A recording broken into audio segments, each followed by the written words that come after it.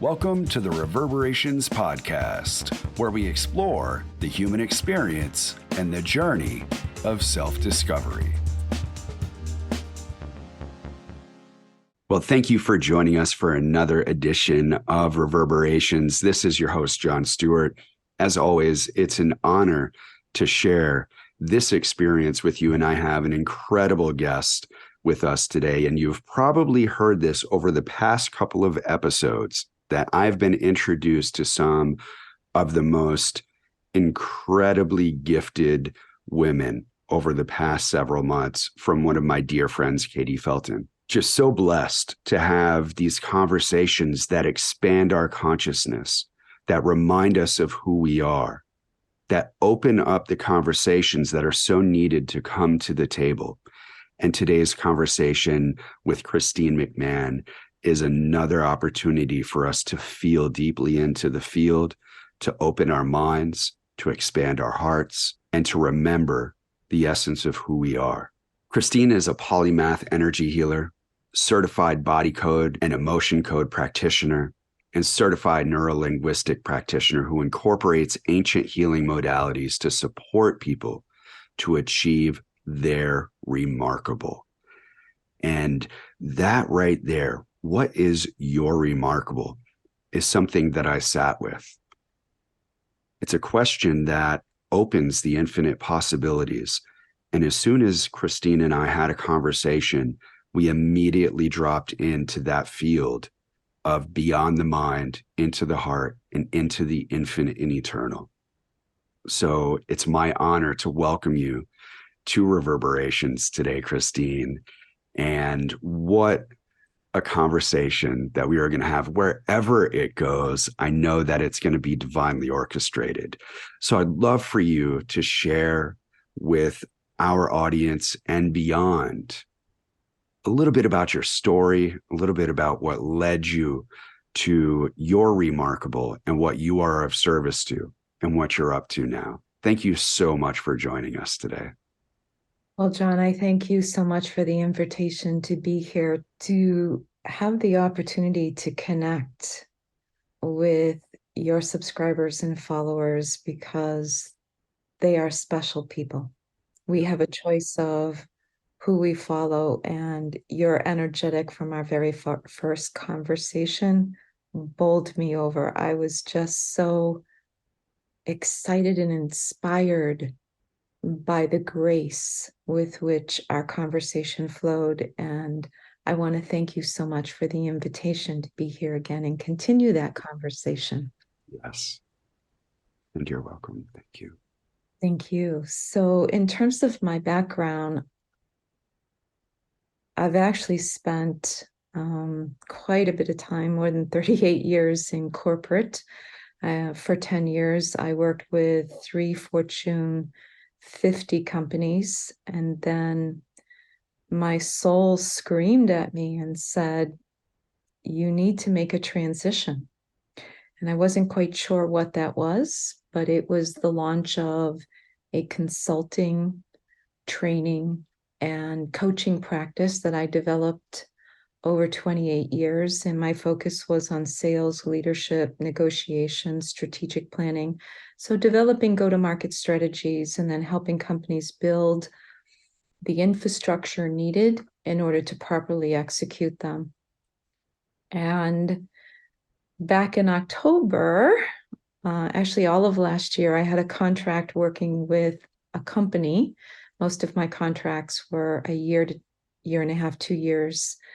And the CEO shared with me that he wanted me to move to another company within the portfolio in January of this year, except that never materialized. So I found myself in January sitting there without a job and thinking, okay, so where is my calling? What am I supposed to be doing? And I received that same feeling that this is not where you're supposed to be. You need to take the next step. So I sat with that for a couple of months and unwound from that. I did a beautiful ceremony, a 3-day ceremony in Ohio for the spring equinox. It was so powerful. It took me a couple of weeks to actually unpack that energy. And it became very apparent. A very dear friend of mine tapped me on the shoulder and she said, I think you would really love this work. And I had been doing energetic healing work for, I think, since about 2009, 2010, and working with various practitioners, never accepting payment for it, but helping them with some of their toughest clients, because my gift is being able to work remotely, but to be able to remote view the body and all of the energetic layers. So when there's an issue, I can actually go in with permission and working with the master I am presence of an individual, and it'll direct me exactly where I need to go, show me, and then also tell me how I need to release whatever that barrier or restriction is. And she presented to me the body and emotion code. I went through the certification. And so in July, I launched this practice. And it has been remarkable. People who for many years were unable to get up out of bed, who couldn't function, are now walking 2 miles a day, working in their garden and not suffering with pain. But it's not just about the body, right? We are a whole multisensory. And so the focus of my business is removing whatever barriers people have that's getting in the way of them being able to be on purpose, being able to be full within themselves, and being able to gift their talents to the world, because that's why we all came here. So whether it's emotional, mental, physical, spiritual, it doesn't matter. Spirit will always show me what needs to have happen. And I have some stories, if we ever get to them, about some really cool things, because what's happening now, the portals are opening up, and we are having an opportunity to remember what we had learned so many lifetimes ago, and bringing that spiritual wisdom back into our beingness to gift it to other people, to assist them on their journey and assist them with their ascension. And so that's what I do. Love that. Thank you so much for sharing. You know, one of the things that I find so fascinating is when we shift from our job or our career. I always find that fascinating shift of when it's like, okay, this chapter came to a close. What's next? Mm-hmm. Right. And for a lot of people, what I witness is fear mode. They go into fear, and I've got to basically get another job. And what I hear and what I love and what I witness and what you shared, there's that sitting and listening and the inaction, essentially, of allowing and magnetizing what is for us rather than attaching to a prior story. So I really appreciate you sharing that, because I had a very similar experience. I went back into the corporate field for 6 years. And Friday the 13th of 2021, I chose to exit. That next morning, I found myself DJing on the beaches of Hawaii. I had no idea what I was going to do. I just knew that I had to exit that field in order to open up to and remember what I was being of service to prior to that. Though I didn't have any answers, I just had to listen. So there was something that you have on your website that I really, really love, is better questions lead to better answers. And what I feel in that, and I would love for you to expand on that, is that sometimes the better questions are the ones that have the most wide open field. Mm-hmm. And then we get to sit and allow it to come to us. So I'd love to hear your your take on that and what you meant by better questions lead to better answers. Well, thank you, John. And I actually think you captured it beautifully, because there's two pieces that you shared. There's two words that are really powerful that ties this together. The first is we have to allow, which means we have to hold the sacred space for the becoming. And when we allow the becoming to happen, there's an alignment energetically that happens that brings in the highest possible potential. Now, some people say, my journey wasn't so simple. It wasn't a straight line. And there's two parts to that. One, is that a result of resistance within you? Or two, were there components that you needed to learn and experience in order to bring the fullness of who you are into that becoming process? And I think those two words are really powerful. And for me, there's a big shift that's happening on the planet right now. And you and I have had this conversation, we've touched upon it, which is we are moving out of the brain, the mind, which is nothing more than a programmed computer that we've put all kinds of, input into, and we're getting out the quality of the input that we've put into it.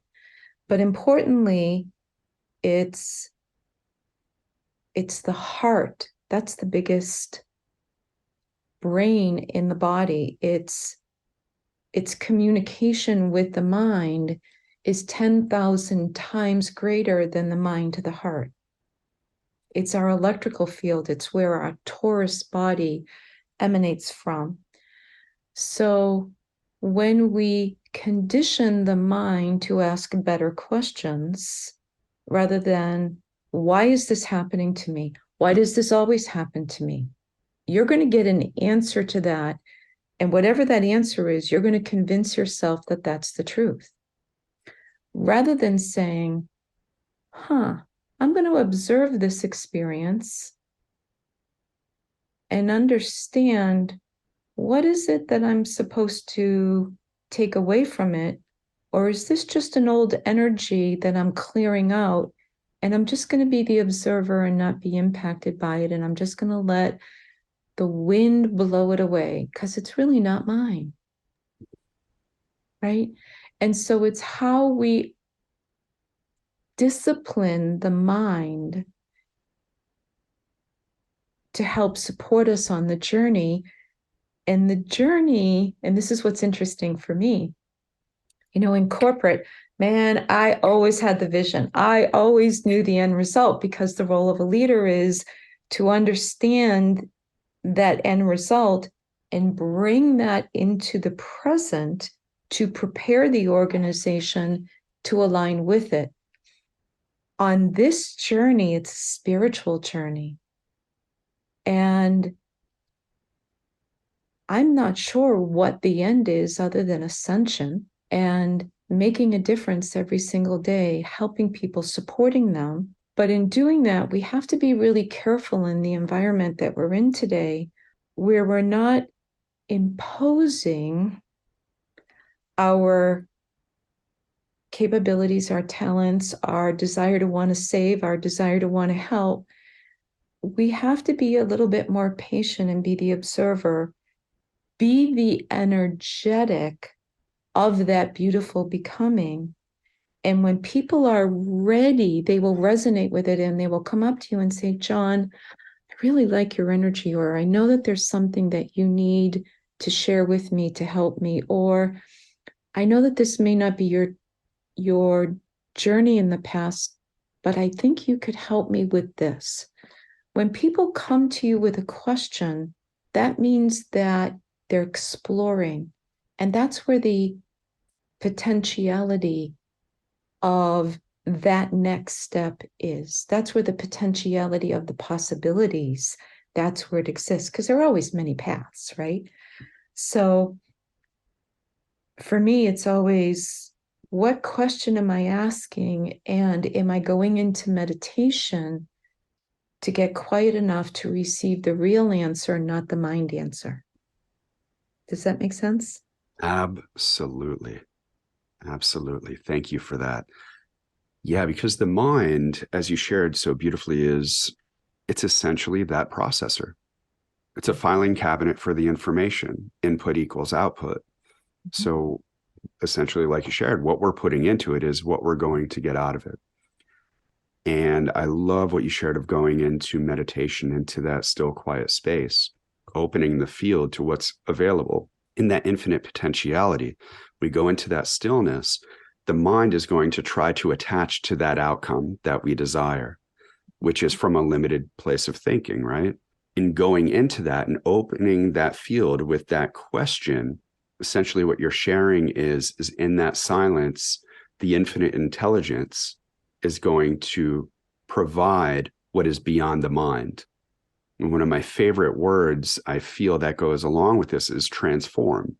If we desire to transform, the word literally breaks down to beyond form. So if we're continuing to look to something tangible, something physical, then we're looking to the old paradigm. We're looking to something that we already know. However, where we're going and what we're opening up to is the mystery. Yes. It's beyond form. It's beyond what we know. So thank you for opening that up. And I want to bring it back to one other thing that you shared about our gifts and our talents. And one of my favorite things is providing an opportunity for people to remember who they are.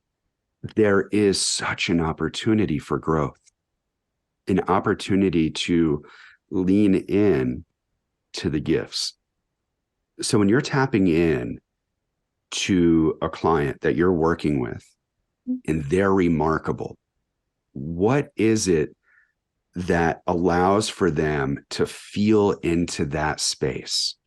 Can you walk us through that a little bit? Sure.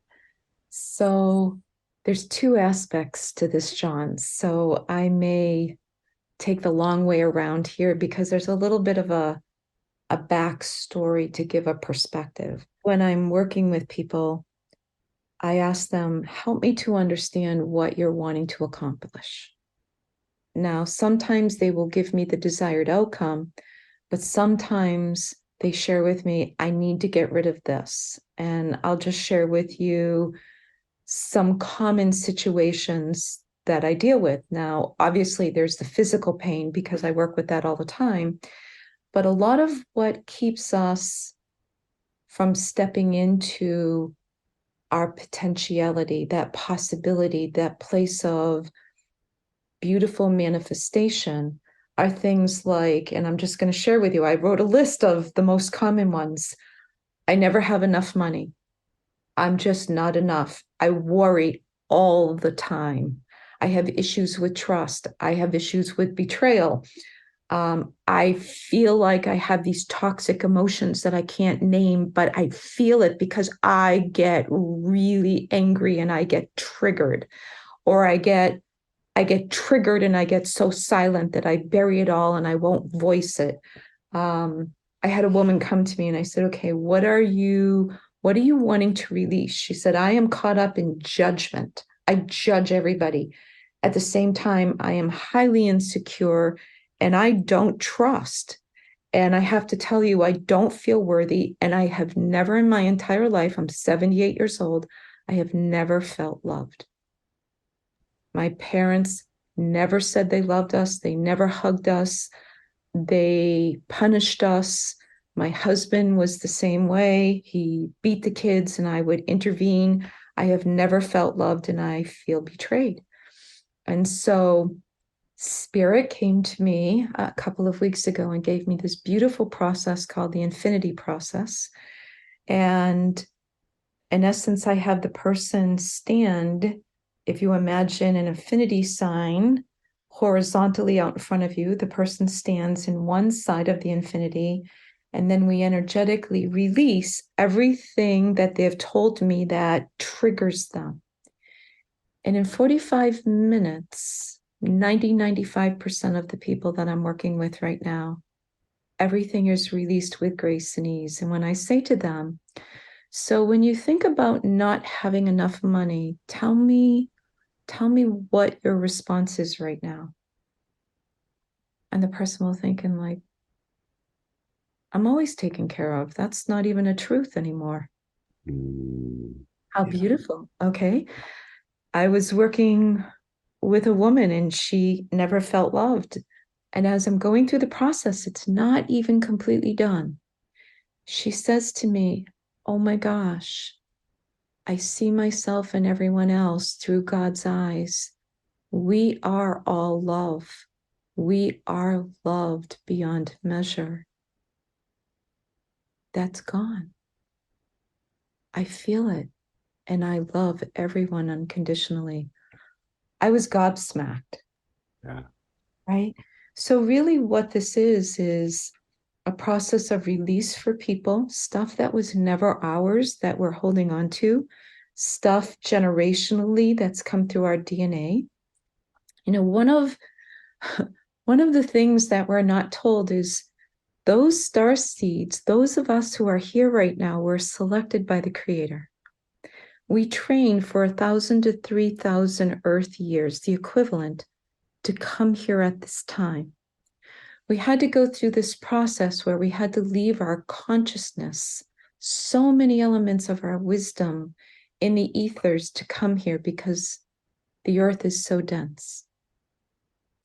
So we come here with amnesia.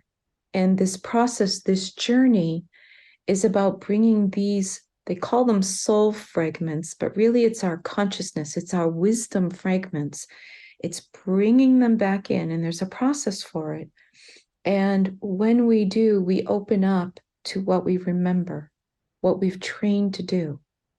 The spark of light that's emitted from the people that I am having the privilege to work with and support them on their journey, you can see them. I see them transition from dark, whether it's black or brown or gray, dark colors with lots of clouds around them. And then what happens is they're a shining light. That white light is just emanating from them because they are their gods. They are creator self. Yeah. And it's brilliant.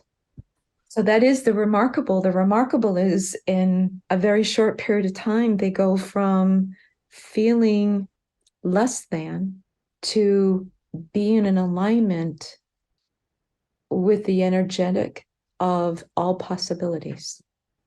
Yes. Yes, please. And thank you. Mm-hmm. So, how does that play into, you talk about your divine blueprint as well. Mm-hmm. So, when you're working with clients and opening that space for them to remember who they are, is it essentially them remembering their divine blueprint of what they came here with? Or can you expand upon that a little bit? It's an excellent question. Thank you. Mhm. Actually, a little different than that. So we each have a divine blueprint that we came here. It's not just about our mission or purpose. It is a divine blueprint. It's tied to our DNA. It's tied to our chakras. It's tied to at a cellular level. And through circumstances that we experience 99% of the time at a very, very young age, because we come here to have very intense experiences at a young age so that we can release them generationally also and to step into our power, right? The divine blueprint is about bringing the coding and frequencies that were originally a part of your DNA, and it's making sure that they're still intact, because with the toxins in our environment, in our food, with the pharmaceuticals that are imposed upon us, with many of the non-natural earth grown food that we consume, it pollutes and it, in some cases, destroys that original blueprint. So that experience is about bringing the frequencies of that original blueprint and reminding the cells this is the blueprint of this individual, and replicate at this level. And it's time released. A lot of it has to do with how that person embraces that. Yeah. Does that make sense? Yeah, absolutely. 100%. So you've shared on your website as well, and this kind of leads into that, what you were sharing. So we come in with this divine blueprint, and then our experiences as, we're children, and as we move through our human experience into adulthood. And now we're moving through this human experience. And you've shared that every adult has 100 to 1,000 trapped energies within us. And they can show up as physical, emotional, spiritual distress, mental distress, right? So can you share with us a little bit about what those energies are that are trapped and how we can release them? And is that the process that you were just talking about? And I'm right there with you, 100%. Everything that you're sharing, I'm like, yes, yes, yes, yes. That's what it's all about, is remembering who we are and how we can access that information and release the attachments that we have gained throughout this incarnation, and clarify and detox, revitalize. So can you share a little bit about those trapped energies? Absolutely. So here's a simple example. When I grew up, I went to a high school where I had 600 people in my graduating class. So if you imagine 4 classes of between 4 to 600, that's a lot of kids during the transition between each of the classes, traipsing through the hallways. So our hallways were more like roadways than hallways. It wasn't a small place. So imagine that you're walking and you have 2,000 kids all trying to get to the next test, get somewhere. Somebody drops something, somebody bumps you, somebody says something sarcastic, somebody elbows you just because they're in a bad mood that day. You witness a whole lot of experiences, but you don't have the time to process it because you need to be in your seat at the top of the hour. So what happens is you take out a little piece of paper, you say, Johnny's a jerk. I've got to release that for me. I've got to process this. You know what? I've got to have a conversation with this person. And then in between the next class, when you're collecting more, you stick it in your locker. At the end of the 4 years, papers are coming out of the slits in the locker. It's burgeoning. You open it up. It all falls on the ground. You're like, I'm not dealing with that. Pack it all up and put it in the dumpster, right? If you imagine that we have that experience from the moment we are born, and actually while we are in the womb, I deal with people who have had traumas while they were in the womb. And that gets stored somewhere. Your cells remember every experience that you've ever had. The superconscious, the subconscious remembers every experience. And what happens over time, depending upon the intensity of that experience, if there was trauma associated with it, or the frequency of the repetition of that happening, it has to go somewhere in the body.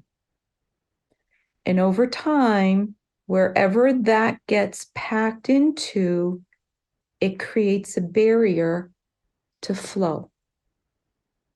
That barrier to flow could be in arteries, it could accumulate in ankles, it could accumulate in your organs, it can accumulate on the cells where the cells are not communicating together. So when I go in and I remote view it, I am able to see through the help of the Master I Am Presence where these barriers, these restrictions are to flow. And when we're not in flow, we're not inspired, we're not in divine alignment, because oftentimes it results in pain. And so the objective is to release it with ease and grace. Now, that's easier said than done, because when you release something that's been packed for a really long time, right? It takes a little, there's a little bit of pain sometimes, because what turned out to be just a little of emotion over here now has become like cement. And so it's like, oh, that feels uncomfortable. Yep, stay with it, stay with it, stay with it. You got it. Pooh. Oh man, that feels so much better. Absolutely. Yeah. So that's what the process is. It's actually going in to see, and here's the challenge the body has. The body knows how to heal, the body knows how to function, and it refuses not to function. Think about that. Our body refuses not to function. So when something is not ideal in terms of the process being smooth, it creates a workaround, right? Because now we don't have, imagine a plane going and taking off. It should be a clear runway. Mm. Well, when you have a lot of potholes in that runway, you've got to find another path.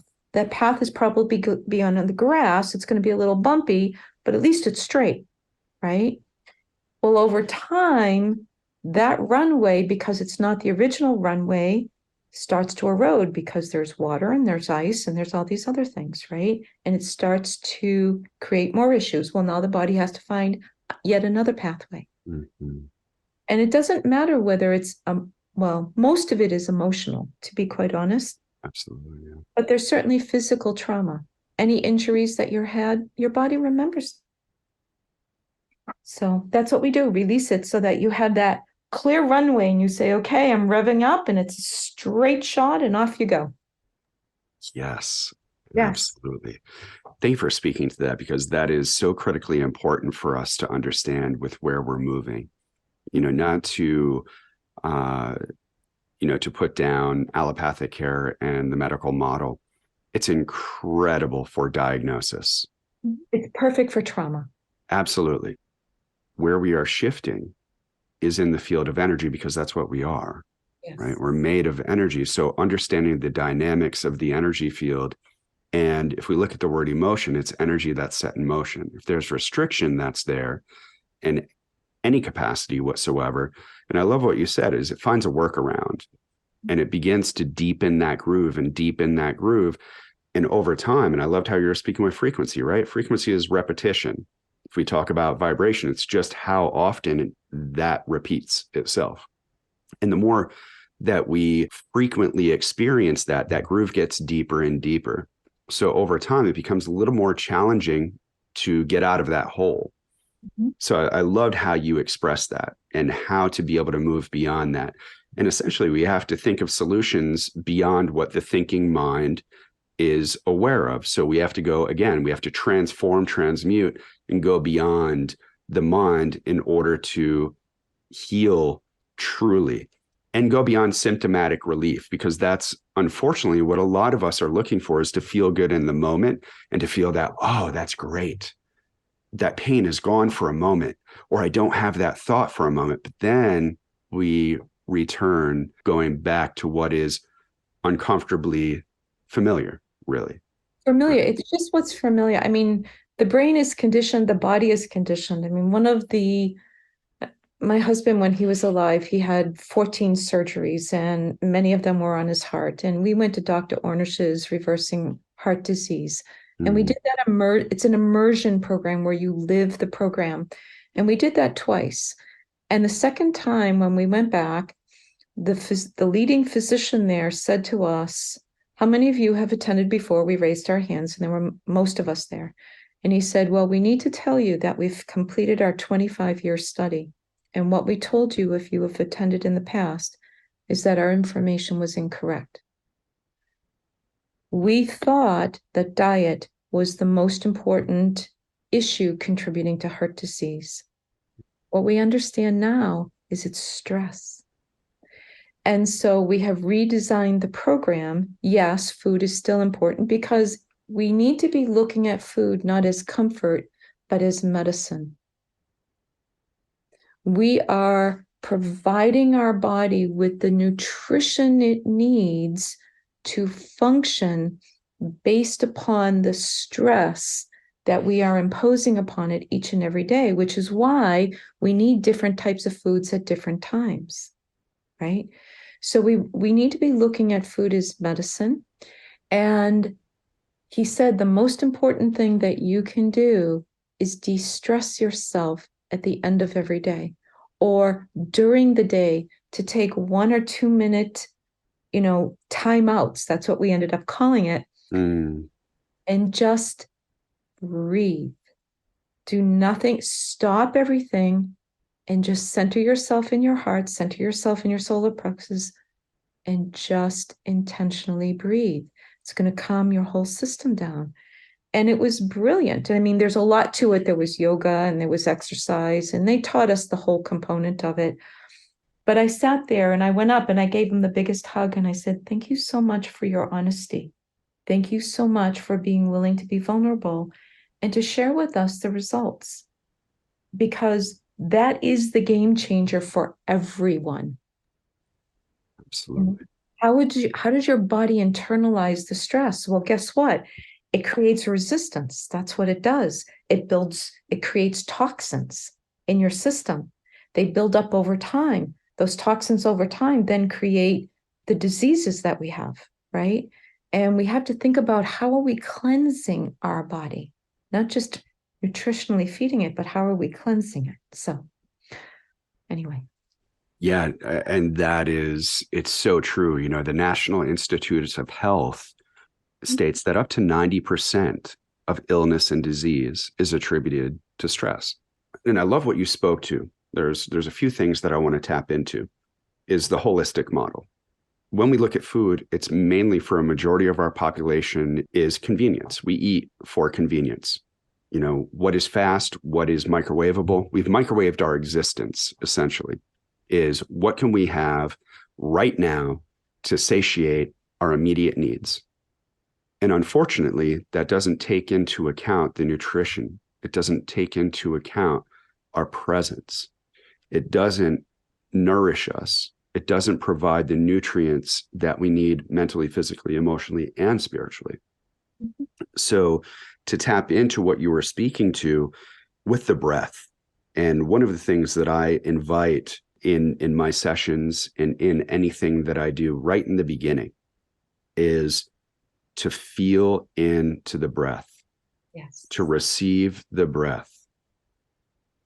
Inspiration. There's no coincidence that the inhalation is called inspiration. In spirit, we create a spirit-body connection. We receive the subtle energetic nutrients through seemingly out of nothing. Ethers. Right. Ethers, absolutely. But just because we don't see it doesn't mean it's not there. It just means that our eyes are not attuned to the magic that's in the air. Yeah. Magic that's in the land. And, for people to take nature baths, to go out and to breathe with the nature and not to talk, it's to listen. That's where I think we've gone a little sideways, is we're filling everything with music. We're filling everything with noise. You can't even go into a lobby without there being a TV just, chatting at you. And I'm like, really? We just can't sit here and be quiet and read a book or just get quiet? Seriously? We have to be entertained. What about it? I don't want that stuff in my environment, right? You're on hold, and guess what? You're listening to music you don't like. Makes you really irritated, right? So it is about that breath. It's about opening up the space. We're holding that sacred space for the becoming, the potentiality. We are birthing the potential right now. We are all responsible for that birthing of that next thing, that next moment of time, that next day of time, that next month, that next career, the next relationship, the next influx of huge deposit. It's all about our now. That's our PowerPoint. And how do you create and hold that sacred space? And so much of what we have been conditioned to do is to think about the negative of things. I don't have enough money in my bank account right now. Yeah, that's because something happened in the past and you focused on it. But that's not your reality. Shift it so you can imagine it coming in, saying, thank you so much, bring me more. Thank you so much for the flow, bring me more. I love the fact that I'm safe and I'm comfortable and it's coming in. Thank you so much. I want to share with you last night. So I have several soul sisters and brothers, and these are the people that I just love dearly. And I feel so grateful that they're in my life. And we were talking about the mantras. How do we talk to ourselves? And she says, every day, this is what I say to myself, the first thing I wake up and the last thing I say before I go to bed. I am love. I am light. I am truth. I am that I am. And the I am is, I am the person that I am, which is the creator, because I am a spark of the creator. And she says, it just sets my day. And I said, I think I'm going to adopt that. I love that. How succinct. I can remember that, right? I am love.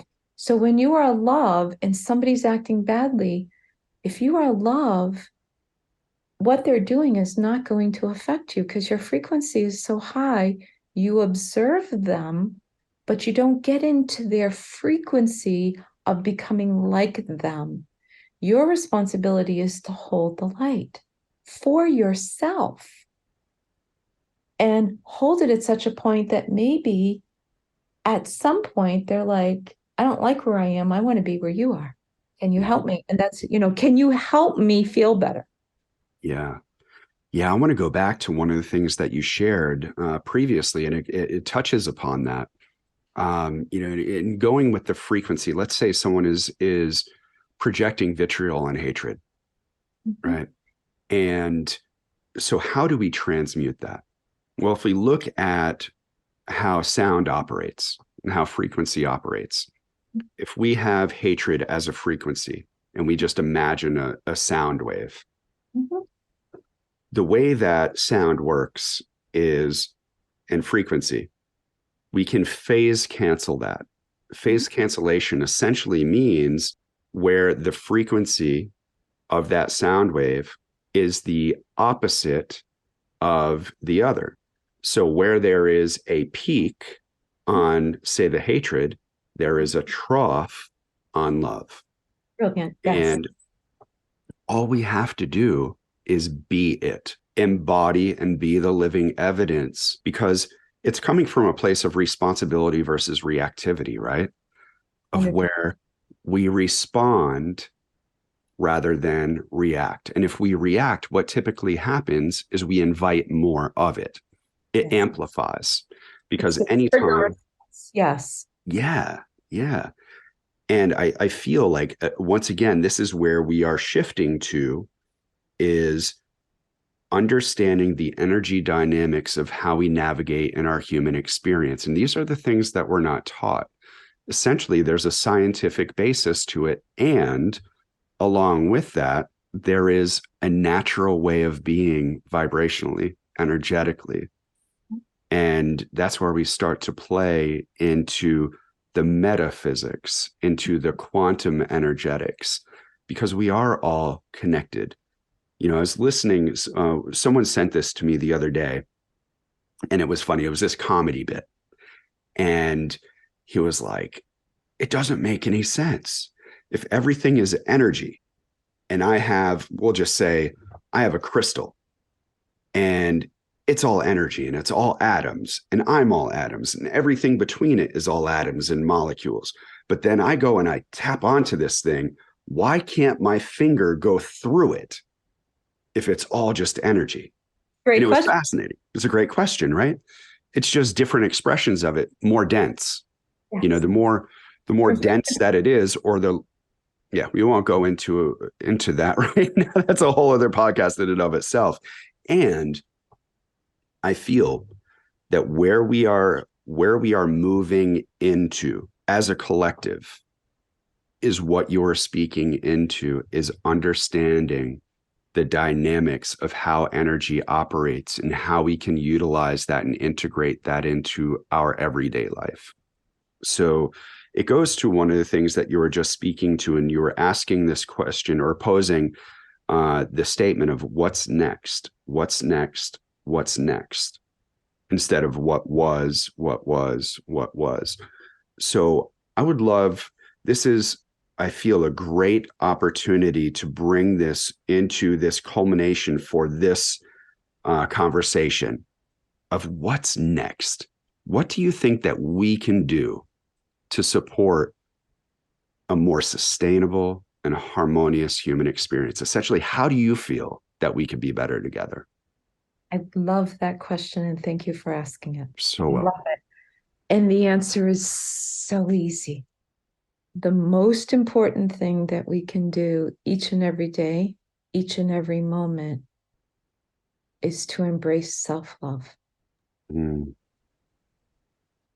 It is where our disconnect is with ourselves, with others, and with everything around us.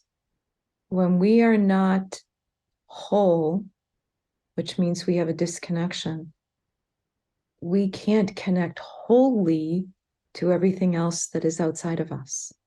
So I would say the most important thing we can do to create, first of all, I would say community, because if you notice, everything around us is trying to segregate us.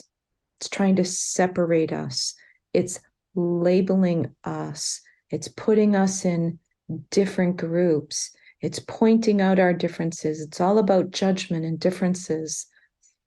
That is not the one. That is the opposite of one. And that is all propaganda perpetrated to keep us not only detached from each other, but importantly from ourselves, because it teaches us judgment. Judgment. And the goal is self-love.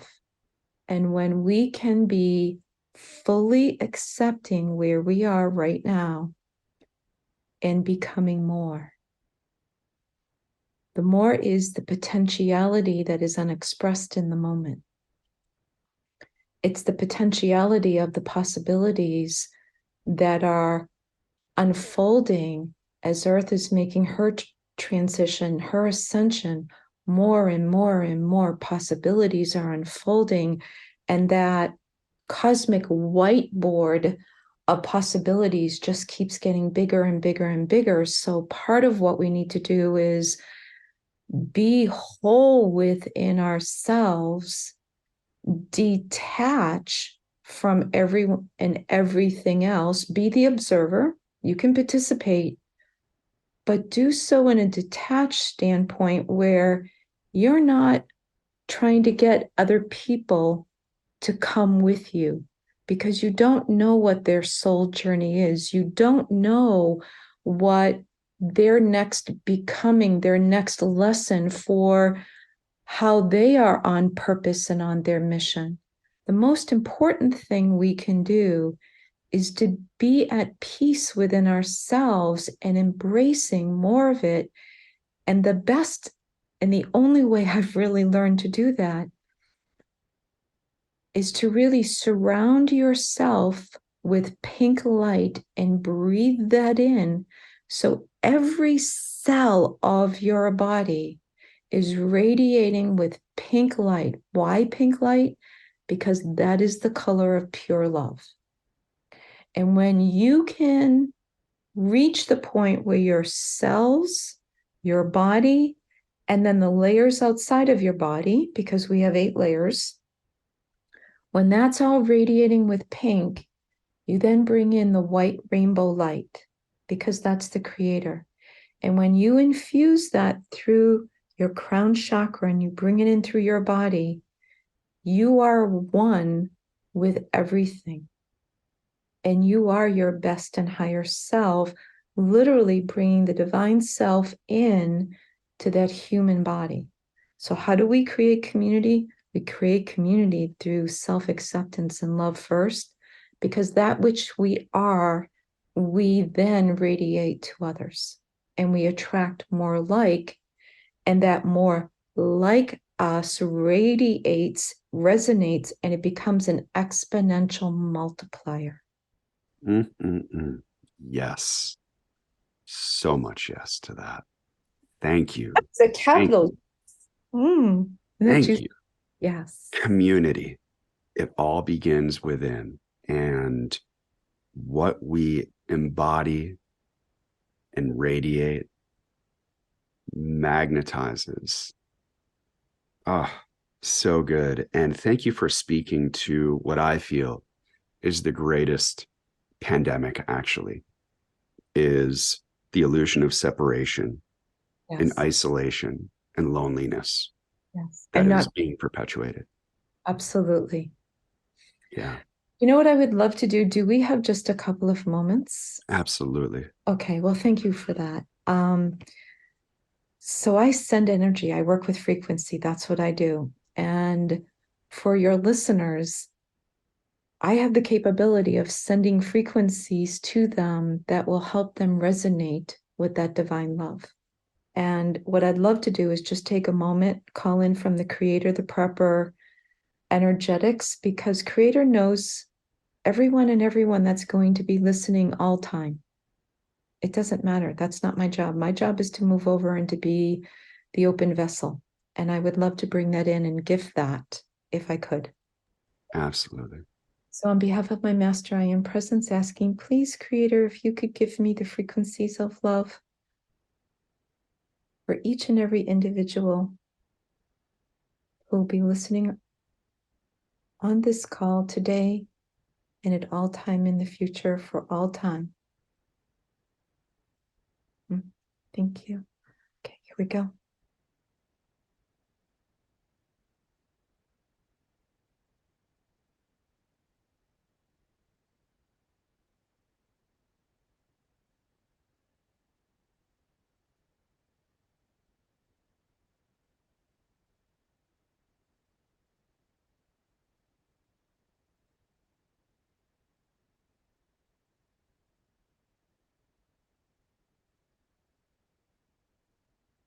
Well, John, I can tell you that as I'm bringing this energy in, your subscribers are already of a very, very high vibration.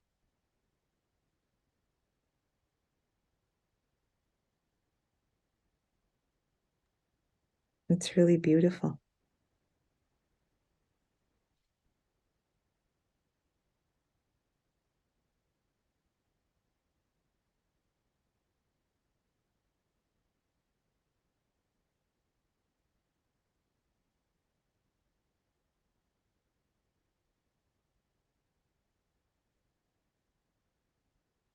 So be it, so it is. Apple. Thank you, Creator. Thank you. I am truly blessed and honored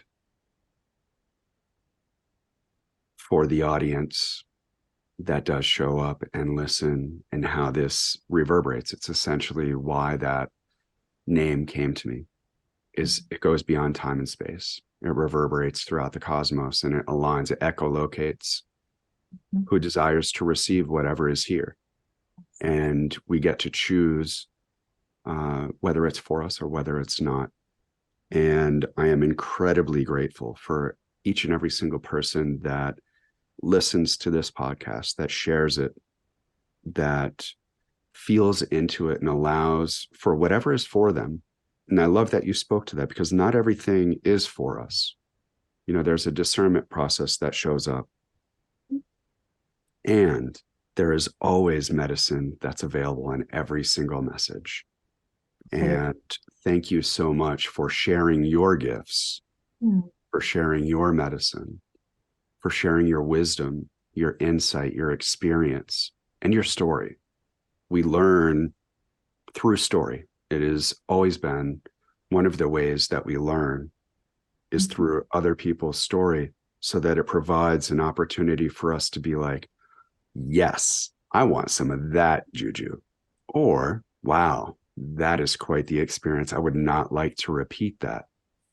And then it places that responsibility on us to choose in accordance with what is in alignment with those frequencies that showed up, with the message that showed up. May I add something to that I'm getting Please. really, the word that I'd like to share with everyone is the word trust. Mm-hmm. That we have to surrender to the process of trusting. And I actually went through a very large shift earlier this year because I'm in pretty much uncharted territory.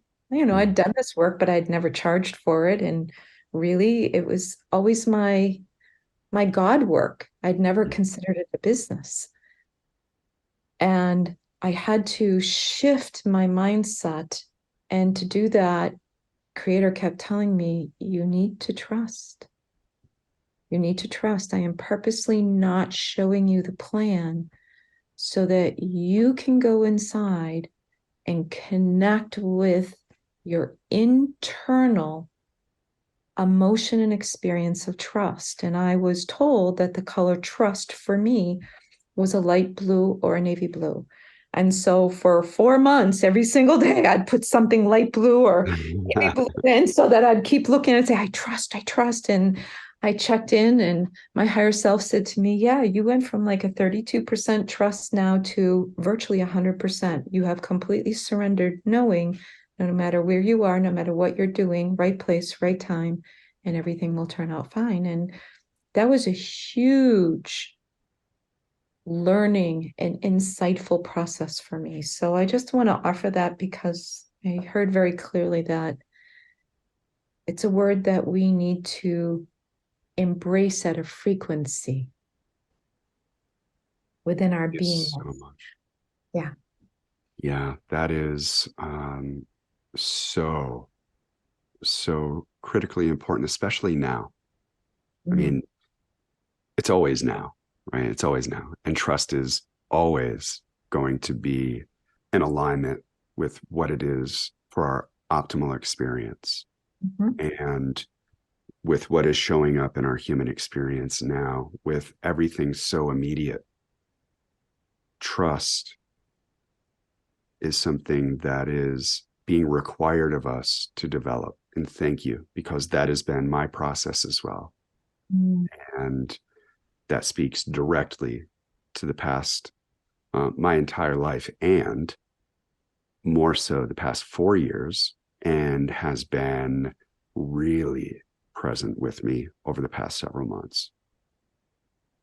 And as you embrace it, you have these potentialities developing, right? And showing up, and these angels in human bodies saying, I want you, I need you, you need to be here. So that's the opportunity to open up that sacred space and allowing that to happen. And you will be pulled, you will be called, you will be inspired. Your word, inspiration, right? In spirit. Yeah. So, yeah, thank you. Oh, thank you. And for the audience, one thing that I want to point out here too, that I am just feeling called to share, we see a lot of people, they're having challenges with self-confidence, or having confidence in what is going on in the world. And that self-love and that trust is what builds that confidence. And the more that we deepen into that feeling of trust within and throughout, we develop an unshakable confidence. And that is so much of what we're up to right now. Yes, it's what's required of us. We have to understand that there's a show going on out there. It's not our show. Our responsibility as the star seeds is to be on the leading edge, and there's not a crowd on the leading edge. And we have to have the courage to know that we came here to hold the light for the populace that is here, to bring that energetic. So when that moment, when that light bulb goes off for them, that they have a pathway, a direction, because we will be so strong in that light that they will see it through all the smoke and all the everything else that's out there, because that's not where we're going. And if they choose not to go there, please understand, as difficult as this is for so many of us who are losing our beloved friends.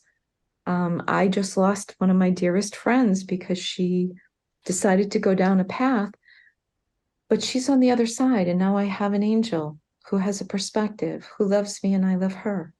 And we don't know what the soul wants as I said earlier, what the soul wants to experience. And we also need to consider that every death is a suicide. And we have to think about that. Every death is a suicide. We choose how we want to die. Why? Because it's an experience.